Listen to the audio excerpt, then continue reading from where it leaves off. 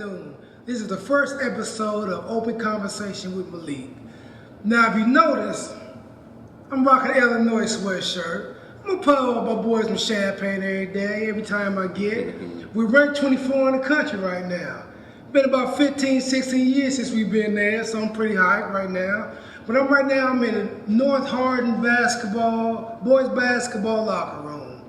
And this sparks a new era. Now, I coached here, 2006 or 2009, but it's a brand new era now. I'm here with brand new coach, Michael.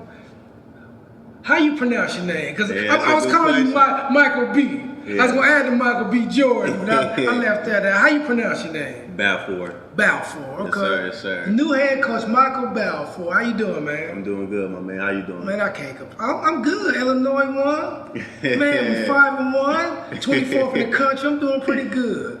Now, this is the first episode, and I call this the new era. Because it's a new era. You know, you never want to be the man that follows a man. If true. Ron Beveridge, everyone has their opinion about him, what they think. The numbers don't lie. I think he's second or third all-time wins in high school history in Kentucky. 12 regional championships. I think 1982 they were runner-up in the state. Countless great players from Robbie Valentine that was on the 1986 Louisville. Mm-hmm. When I say Louisville, I kind of get choked up, nigga. Yeah, that's what happens when you speak of greatness, you know. Chokes you up a little bit. I understand, man. But, you know, a lot of great players. You know, his little brother, Gary Valentine, was a great. Dante and Quentin Smith. Mm-hmm. I think now Tony Jackson, who I got to coach when he was in the 8th grade. Me too. I coached him at AU. Yeah, I think he's an all-time leading scorer here. So there's been a lot of great players. So what are you going to bring to the table? First and foremost, I appreciate you, opening this platform for me, letting me be your first guest. Good podcast. People, going to get the view of what his perspective is on a lot of things, and with this episode, my perspective. But I appreciate that. Secondly, just a little bit about myself before we go. I'm from Lexington, Kentucky, went to Bryan Station High School, went to University of Louisville, played basketball, won a national championship there under Coach P, played with a lot of great players. So my philosophy and learning has just come from a line of good coaches. Played for Malik in high school, really good high school coach. Rick Pitino in college, Kareem Richardson, Kevin Keats, Joaquin. I've been around a lot of basketball minds who've helped shape me, and coming from my previous spot, Louisville Mill, where I coached under Tim Hayworth, 7 regional championships. It's been up and down the whole state, always winning. So just building and being around success and greatness helps you develop that and rubs up on you too. But for me, the decision to come to North wasn't easy because I was in a good situation in which I was comfortable. I'm like male, we done won region 7, probably the toughest region in the state. If you ask me, 2 of the last 3 years. It's not easy to do. We've had really good players. We had a good roster coming back. And, God works in mysterious ways. When I got the phone call about the interest from North Hardin, I was skeptical. Didn't really know what I was expecting. Never been to Hardin County much or Radcliffe area, so I really wasn't sure. But I started doing my research, checking in with a lot of people, kind of the same thing they probably did with me when they were finding interest.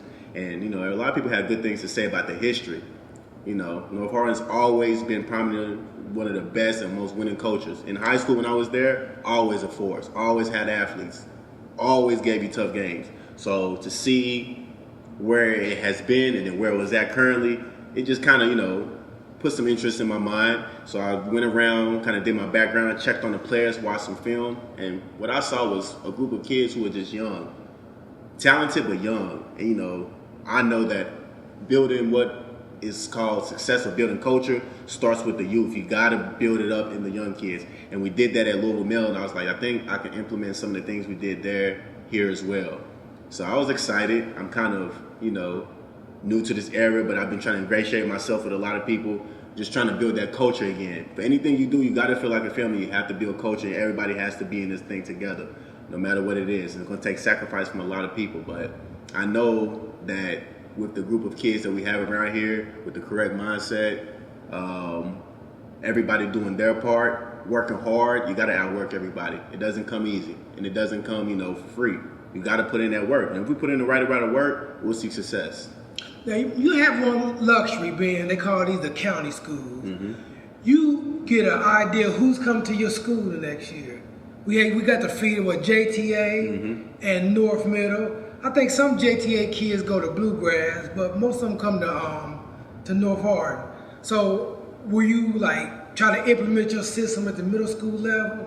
And that's something that been beneficial as far as just being out in the community, kind of stepping foot in different places, going to the football games. I've been able to meet the middle school coaches who, came up to me and was like, I appreciate you coming out, and they want to get with me. So that is going to be my goal, to get with them and kind of put a basis on. And we have a little league that's run here, and it was here even before I did. That was something that was really beneficial that I think that it can build. I've seen great systems, especially places like Indiana, where they start the kids young and grow them together, and they put in those systems in place. So by the time they get to the high school level, it's been continuity and been playing together for so long, it makes things easier. So yeah, I'm tapping in with the middle schools for sure.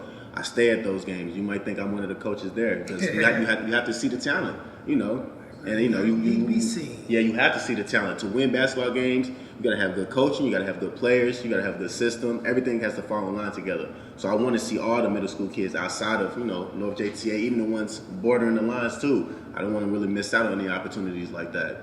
So I'm gonna go backwards a little bit. You was born in Lexington, Kentucky? I was born in Lexington. I moved and came back to Lexington when I was about 7 years old. So I was raised up north and overseas for about 6 years, and then I came back. Military? No, military? My parents, I actually just moved from my mom to my dad. Okay, Yep. That's cool. So siblings, brothers and sisters. Got 2 older brothers, so I'm the youngest of 2. That means I got a whole lot of beatings when I was younger. younger. You should be the toughest. Yeah, I got 3 sons, and my youngest, he's the toughest. Yep. He's the most athletic.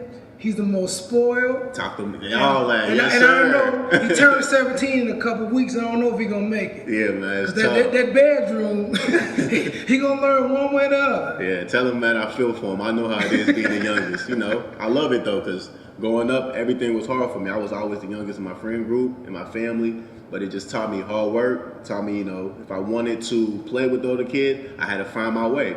And that's always how I've been in life. Not too much handed to me. I feel like I work hard for everything I got. And I really believe in that. When you work hard, you put your mind to something, good things will come. It might not come on the timetable you wanted to, but you stay focused and set a goal for yourself. I'm a firm believer in good things happening to those people who do things like that. So did your older brothers hoop too? My older brother ran track at UofL. Yep. Some athletic family. Yeah. What'd you play besides basketball? Football, track. Yeah, football was my first sport growing up. Basketball I was okay. It took the most skill, but I was a really, really good football player and track star when I was younger. And I just kept growing taller, but never wider. I was always skinny. I'm the exact opposite. I've been the same height since 6th grade. Yeah, I grew up in high school. When I was in 6th grade, I was all right. Yeah. 7th grade, I was still all right.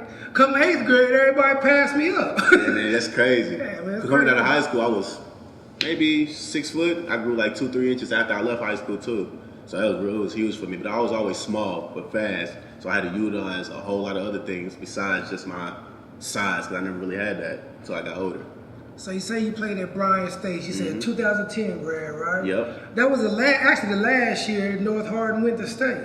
Really? I had those kids as freshmen. Then when they were seniors, I went back down to the middle school.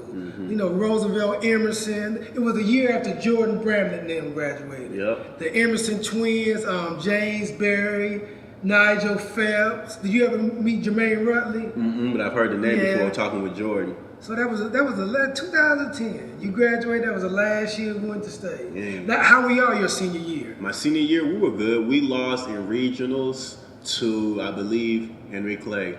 Yep, and one of our rivals too. It was hurting, man. It hurt. My high school years, freshman year, we were 30-3. That was when you had. That's when we had Mack and Jones, and we had a really good team. 30-3, lost in the regional finals.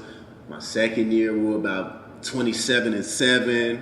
Third year, we were about 25 and 5. We've always were good. Left region ain't no joke. No joke. All the Lexington schools. You got Lexington Catholic, Bryan Station, Scott County, Dunbar. Yeah, it was a gauntlet. I was telling you earlier about Dunbar. Nick Hudson. Matter of fact, we played them was in Marion County tournament. Now I don't know what holiday tournaments you got set up. Well, if you want to go to Marion County, they got the best hospitality room. I didn't ride a bus. I used to drive my car. Yeah. Breakfast, lunch, and dinner. Oh, man, they get the breakfast. I'm going up to the high school. Man, it was beautiful. But Nick, I think he scored his 1,000th point against us. I believe it. He scored probably 50 of them on us, too. Man, that dude He put that ball in the basket, man. A lot of talent in that area. A lot of talent in that area, man. I played with some really good players coming out that area. V. Sanford, Dominique Hagens, Mike Walker, in my age group. Throughout the AAU, we had a lot of people from around the states, but Lexington, I always say, doesn't get a lot of credit because Louisville might overshadow it because it's bigger. But I play with a lot of talented people coming out of the Lexington area. Now, I'm very biased in high school basketball. I always say the 6th and 7th region, they play up and down, fast. But when they get to state every year and they play a team that slows them down and forces to a half-court game, they seem to struggle. I don't know. Besides when Trinity have they run, you think about who's the last Louisville team to win state? The last Louisville team outside of Trinity. Maybe Trinity back to back. Yeah, I remember like when a they 12. had that hit when they had.